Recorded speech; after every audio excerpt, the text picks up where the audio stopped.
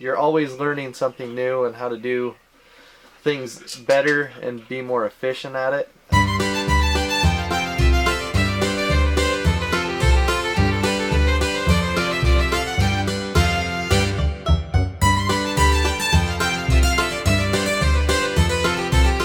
Oh, I guess I was probably about 14 and I went and worked in a shop.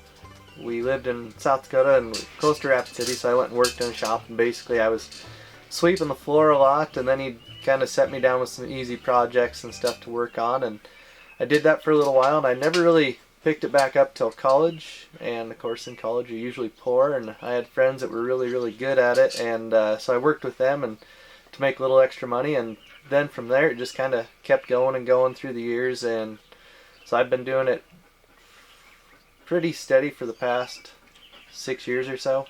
I'd say I've done a couple sets of wedding shoes. Those were kind of tough ones. Nothing I'd really tackled before, but I was able to figure out how to build off of a shoe sole, and then I had to build everything on the foot, and so it was time consuming, but it was pretty cool to see the end product.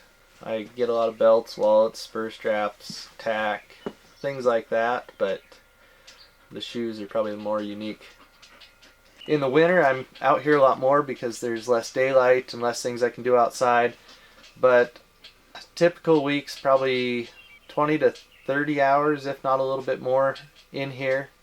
I don't have a pile of orders, but I have enough to I don't ever not have an order. So I always keep working on things and try to get everything knocked out as quickly as possible for the consumer, but when it comes to spring and calving and then branding and getting cows turned out and then working for extension, we worry about the fair and everything else. So in between all that, it kind of slows down in the spring and summer as far as my productivity, but try to keep on top of things. Usually tell people a 2-month turnaround period so that they know that hopefully by the end of that 2 months I'll have it to them. Mostly I do custom orders because then I know it's sold. I have to sit on inventory.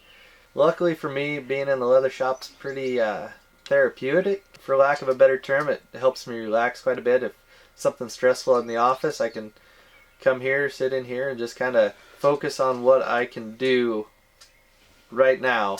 And whether that's building a belt or a wallet or anything else, I can just kind of, that's all I have to focus on right then. So it's pretty helpful that way, and it helps me unplug.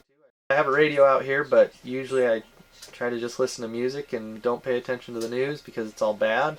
So I just kind of go about it like that. And on the livestock side, it's one of those things that, you know, if we want to keep building and growing on that side, we still have to put in the time and the effort into that. And so it's a lot of little things that are building towards the long-term goal of being self-employed, I guess.